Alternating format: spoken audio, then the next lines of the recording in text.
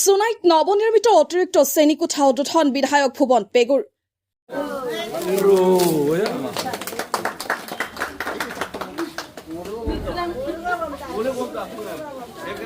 সোনাই সমজিলা সদৰৰ মাজমজিয়াত অৱস্থিত অন্যতম পুৰণি চৰকাৰী প্ৰাথমিক বিদ্যালয় সোনাই টাউন প্ৰাথমিক বিদ্যালয়ত দেওবাৰে নৱনিৰ্মিত অতিৰিক্ত শ্ৰেণীকোঠাৰ শুভ উদ্বোধন কৰে সোনাই বিধায়ক ভুৱন পেগুৱে।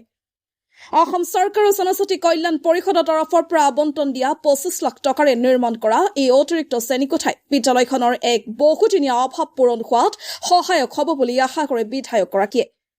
এই অতিৰিক্ত শ্ৰেণীকোঠাটো মুকলি কৰি বিধায়কগৰাকীয়ে চৰকাৰে প্ৰাথমিক পৰ্যায়ত কণ কণ ছাত্ৰ ছাত্ৰী শিক্ষাৰ মান উন্নত কৰাৰ লগতে এক আধুনিক শৈক্ষিক পৰিৱেশ গঢ় দিয়াৰ বাবে সদায় চেষ্টা অব্যাহত ৰখা বুলি মত প্ৰকাশ কৰে। বিধায়কগৰাকীয়ে এই কাৰ্যসূচীত অংশগ্ৰহণ কৰি জিলা পৰিষদৰ সদস্য জয়ন্ত বৰী, জোনাই বজাৰ গাঁও পঞ্চায়তৰ সভানেত্ৰী কনকলতা ৰেগন, কেইবাজনো অভিভাৱক, বিদ্যালয়খনৰ শিক্ষক শিক্ষয়িত্ৰী আৰু ছাত্ৰ ছাত্ৰী। তাৰমানে আমি সদায় প্ৰচেষ্টা এটা চলাই আছিলোঁ জোনাই মাজমজিয়াত খুব সুন্দৰ এটা পৰিৱেশত স্কুল এটা হ'ব লাগে বুলি। কিন্তু আগত এটা বস্তু লক্ষ্য কৰোঁ, জোনাই মাজমজিয়াত আছে চৰকাৰী স্কুল, কিন্তু তাৰ ইনফ্ৰাষ্ট্ৰাকচাৰবোৰ খুব সুন্দৰ নাছিলে, ভাল নাছিলে। সেইকাৰণে আৰম্ভণিতে ছাত্ৰ ছাত্ৰীৰ কাৰণে একদম প্ৰাইমেৰী লেভেলৰ পৰা অংগনবাড়ী এটা মডেল অংগনবাড়ী কেন্দ্ৰ দিলোঁ 25 লাখ টকীয়া। তাৰপাছত আপোনাৰ স্কুল ক্লাছৰুম বিল্ডিং খুব সুন্দৰ ক্লাছৰুম বিল্ডিং দিলোঁ। এতিয়া কিটচেন ঘৰো হৈছে।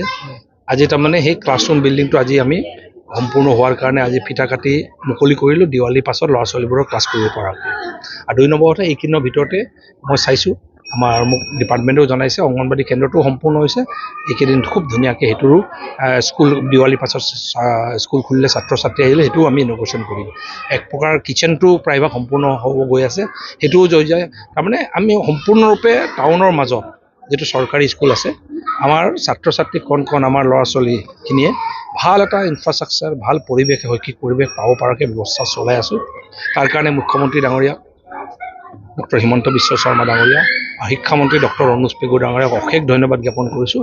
এনেকৈ আমাক যিখিনি প্ৰজেক্ট আমি ল'ব বিচাৰিছোঁ এইবোৰ সহায় সহযোগ কৰাৰ কাৰণে ধন্যবাদ জ্ঞাপন কৰিছোঁ।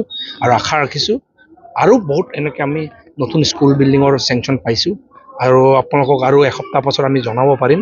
ইতিমধ্যে 3.5 কোটিকৈ আমি এইটো ইয়াত চাবলৈ গ'লে আৰু 2খন স্কুল পাইছোঁ, আৰু এনেকৈ 4 কোটিকৈ আৰু 2খন স্কুল পাইছোঁ।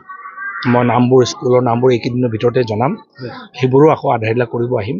আৰু মই ভাবোঁ যে আগত মই বহুত চৰকাৰ দেখিছোঁ, কিন্তু এইখন চৰকাৰৰ দিনত বিশেষকৈ শিক্ষা ব্যৱস্থাটো যিটো পৰিৱৰ্তন হৈছে, ইনফ্ৰাষ্ট্ৰাকচাৰেই হওক, এটা চিজিল আহিছে, আৰু শিক্ষকৰ ক্ষেত্ৰতে হওক, আৰু ল'ৰা ছোৱালীয়ে এটা নতুন উদ্যমেৰে শিক্ষা গ্ৰহণ কৰিছে, আৰু নতুন উদ্যমেৰে এটা নতুন আশাৰে যে পঢ়া শুনা কৰিলে চাকৰি পায় বুলি এটা আশা জন্মিছে এইখন চৰকাৰৰ দিনত। আগত নহ'লে এটা প্ৰৱণতা এটা আছিলে মানুহৰ মাজত, পঢ়ি কি লাভ হ'ব, পইচা পাতি নহ'লে, কিবা কানেকশ্যন নহ'লে চাকৰি নাপায়। এতিয়া চবেই দেখিছোঁ, এইকেইদিন ভাল লাগিছে মোৰ সমষ্টিত আমাৰ জনপ্ৰতিনিধিসকলে প্ৰত্যেক ঘৰে ঘৰে গৈ মানুহক সম্বৰ্ধনা জনাইছে। দুখীয়া পৰিয়ালৰ ল'ৰা ছোৱালীও যিটো আশা পূৰণ কৰিছে, এইখন চৰকাৰৰ প্ৰতি যিটো আস্থা তেখেতসকলে চাকৰিটো পোৱাৰ পাছত প্ৰকাশ কৰিছে, মই ভাবোঁ যে এইটোৱেই নতুন অসম। ধন্যবাদ।